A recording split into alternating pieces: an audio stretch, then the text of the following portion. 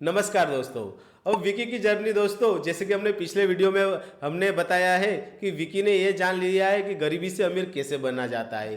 पहला कंसेप्ट उसने ये समझ लिया है कि रिच माइंडसेट कैसे डेवलप करना है। दूसरे स्टेप में उसने ये समझ लिया है कि हमारे आसपास ग्रोथ माइंडसेट यानी रिच माइंडसेट वाले लोगों के पास हमें कैसे जाना है।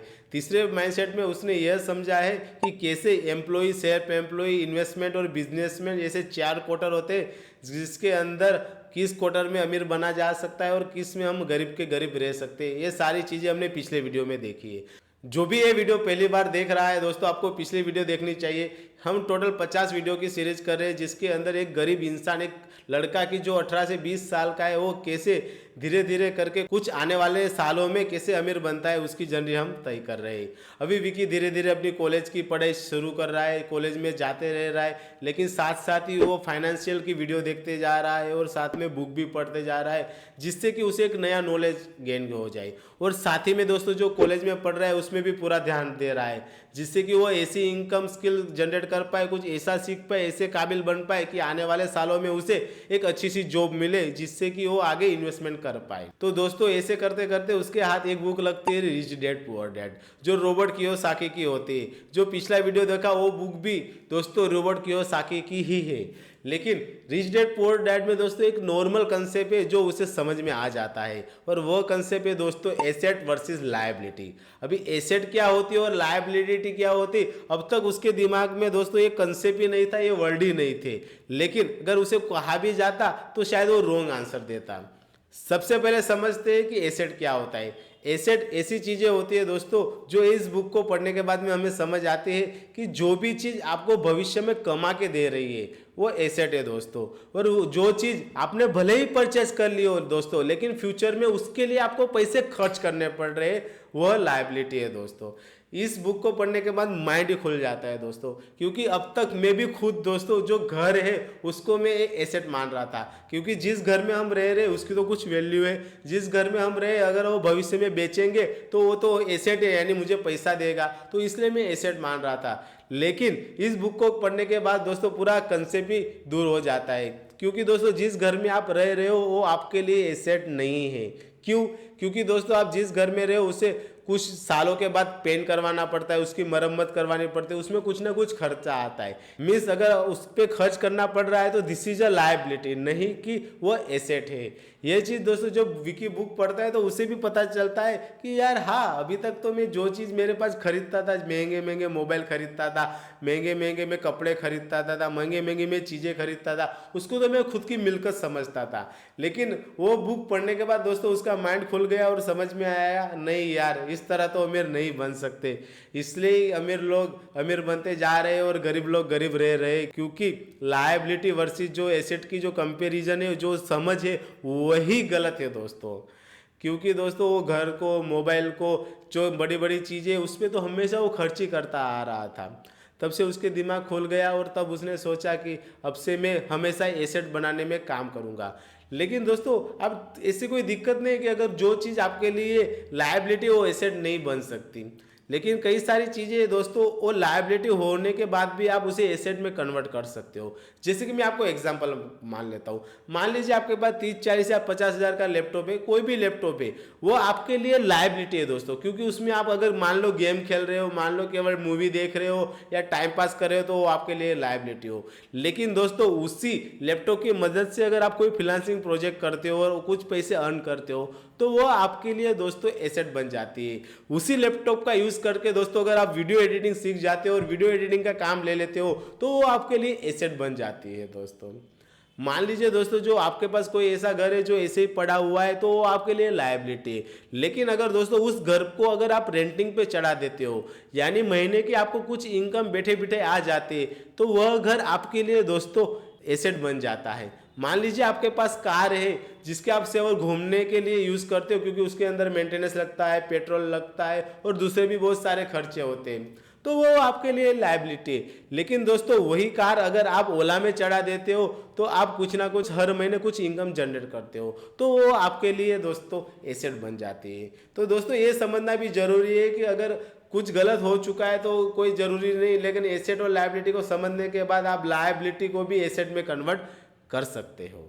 रॉबर्ट कियोसाकी ने इस बुक में यही समझाया दोस्तों कि जो अमीर लोग होते हैं ना, वो क्या करते हैं, सबसे पहले अगर उनके पास पैसे आते हैं तो तुरंत ही लायबिलिटी नहीं परचेज करते, बल्कि उस पैसे से एक ऐसा क्रिएट करते हैं कि कुछ आने वाले सालों में दोस्तों वही इतनी इनकम जनरेट करके दे कि उसके बाद वह दोस्तों अपने जो वॉन्ट्स होते हैं उसमें डालते हैं। इसलिए अमीर लोग ज़्यादा से ज़्यादा एसेट क्रिएट करते रहते हैं। फिर एक समय ऐसा आ जाता है दोस्तों कि उनके पास इतने एसेट होते हैं कि उनका रोटी, कपड़ा और मकान, जो हमारी जरूरियात होती है, वह सारी पैसिव इनकम से ही पूरी हो जाती है। फॉर एग्जाम्पल मान लीजिए कि अगर आपका 50,000 का महीने का खर्चा है और आपने अगले आने वाले सालों में कुछ इतने एसेट बना लिए कि आपको 50,000 वो इंटरेस्ट से आ रहा है, कोई ब्याज से आ रहा है, कोई रिटर्न से आ रहा है, कोई अपना छोटा सा अगर बिजनेस है उससे आ रहा है, कोई भी ऐसी चीज कि जिसके लिए आपको काम ना करना पड़े और उसके बजाय आपको वो इनकम आ रही है, तो उसे कहा जाता है फाइनेंशियल फ्रीडम।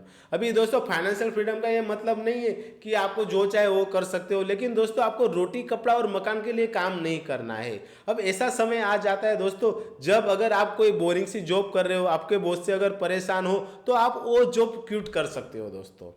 क्योंकि अब दोस्तों आपको घर चलाने के लिए रोज उठ के आपको सोचना नहीं पड़ेगा कि मैं जाऊंगा तो ही घर चलेगा, क्योंकि आप इतनी अभी इनकम आने लग गई है कि अभी घर तो चलाने के लिए पैसे आने वाले।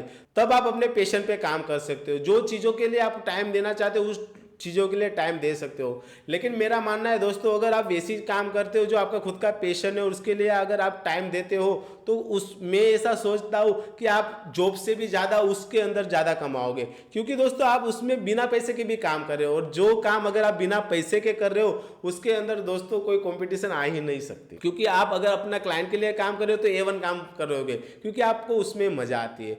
दोस्तों जो एक कंसेप्ट मैंने अभी बताया, मैं भी अपनी लाइफ में खुद इंप्लीमेंट कर रहा हूँ कि सबसे पहले मैं इतना जुगाड़ कर लूँ कि मेरे जो घर खर्च है वो दोस्तों मेरे पैसिव इनकम से आ जाए। उसके बाद दोस्तों ये जो मेरा पैशन है यूट्यूब का, उसमें मैं पूरा ध्यान दे सकूँ। लेकिन फिलहाल मैं जॉब के साथ साथ ही मैं अपना पैशन करते जा रहा हूँ। आप देख सकते हो मेरे चैनल पे कोई इतने ज़्यादा सब्सक्राइबर नहीं है, लेकिन फिर भी दोस्तों इस वीडियो बनाने में मुझे मज़ा आता है, मुझे फाइनेंशियल अवेयरनेस करने में मज़ा आता है। इसलिए दोस्तों इसके अंदर मुझे अगर पैसा ना भी मिले तो भी मैं ये वीडियो बनाते रहूँगा। हर वीक में मैं आपको 3 वीडियो देते ही रहूँगा। ये वीडियो में शायद दोस्तों जो इन्फॉर्मेशन है वो अगर एक छोटा सा जो विकी करके जो लड़का है, वैसे ही कितने सारे विकी इंडिया में है दोस्तों जिनके पास फाइनेंशियल नॉलेज नहीं होती, जिनको एसेट और लायबिलिटी के बारे में नहीं पता चलता।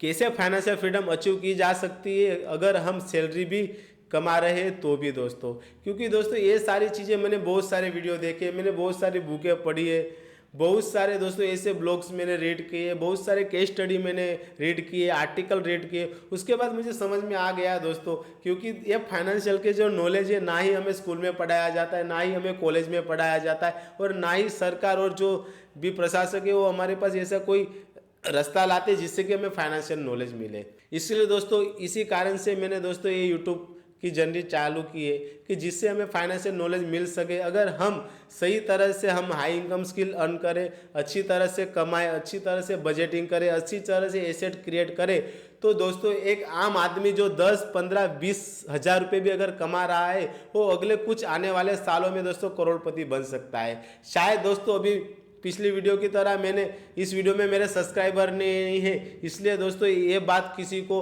पप्पू जैसी लग सकती है कि खुद तो पहले करोड़पति बन जाए फिर हमें सिखाने चला। लेकिन दोस्तों ये आप कोई भी बुक पढ़ लो, फाइनेंस भी कोई भी इंफॉर्मेशन ले लो, वो दोस्तों यही कहते हैं कि अगर आपको पैसा वाला बनना है तो आपको इन्वेस्टमेंट करना होगा, आपको एसेट क्रिएट करने ही होंगे।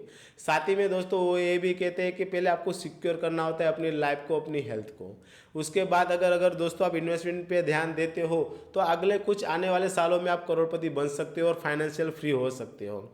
अगर दोस्तों इस तरह की वीडियो बनाने का मेरा एक कारण यही है दोस्तों, अगर इस तरह की इंफॉर्मेशन अगर जो 12वीं में जो नया बच्चा कॉलेज में आया वो अगर समझ ले दोस्तों, और वहीं से अगर वो इन्वेस्टमेंट की जर्नी स्टार्ट कर ले, कुछ नया नॉलेज इंफॉर्मेशन गेन करना स्टार्ट कर ले, तो केवल दोस्तों आने वाले 10, 15 या 20 सालों में अगर वो 21 साल में भी जॉब स्टार्ट करता है तो 40 साल में वो रिटायर हो सकता है दोस्तों।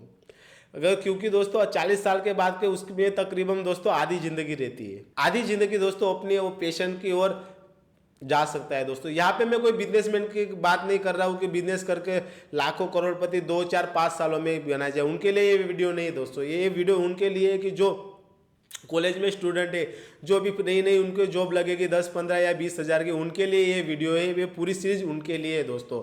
अगर आप भी दोस्तों अगर उस तरह के इंसान है तो इस चैनल को लाइक कर दीजिए, क्योंकि आने वाली वीडियो आपकी ज़िंदगी बदल के रख दी जाएगी दोस्तों। क्योंकि मैं पूरा जितना भी नॉलेज मैंने गेन किया है दोस्तों, मैं पूरा नॉलेज यहाँ पे शेयर करूँगा। किस तरह करोड़पति बनेंगे पूरा बात बताऊँगा, और मेरी खुद की इन्वेस्टमेंट जर्नी भी आपको बताऊँगा, जिससे कि आपको यकीन हो जाए कि मैं कुछ ऐसी हवा में बात नहीं कर रहा हूँ, कुछ लॉजिक के साथ, कुछ मैथमेटिक टिप्स के साथ। और ऐसा और बहुत सारे लोगों ने ऑलरेडी किया है दोस्तों, मैं कुछ नया नहीं बता रहा हूँ, लेकिन दोस्तों जो लोगों ने किया है वो आप तक नहीं पहुँचा है, इसलिए मैं इस तरह की वीडियो बना रहा हूँ।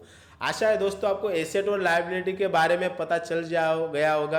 अगर फिर भी अगर कुछ डाउट है तो प्लीज़ मुझे कमेंट में बता दीजिए दोस्तों, मैं इनके आंसर 100% दूंगा आपको। दोस्तों बस यही बात ध्यान में रखो कि आपको एसेट क्रिएट करने और लायबिलिटी नहीं करनी। एसेट का डिफरेंस पता होना चाहिए और लायबिलिटी का भी डिफरेंस पता होना चाहिए। यही हमारा दोस्तों चौथा स्टेप है। अगले आने वाले स्टेप में हम धीरे धीरे समझेंगे दोस्तों कि अमेरिकी और कैसे बढ़ा जाता है। अभी विकी ने केवल इतना ही समझ लिया है कि एसेट और लायबिलिटी क्या है, और फ्यूचर में मुझे एसेट क्रिएट करने हैं। कैसे वो आगे जॉब लेता है, कैसे उसकी जर्नी रहती है, हम धीरे धीरे समझते जाएंगे। अगर उस जर्नी का पार्ट आप बनना चाहते हो तो फिर से कह रहा हूँ दोस्तों, लाइक और सब्सक्राइब कर दीजिए। मिलते हैं अगली वीडियो में। महेश बच्चा साइनिंग ऑफ। जय हिंद।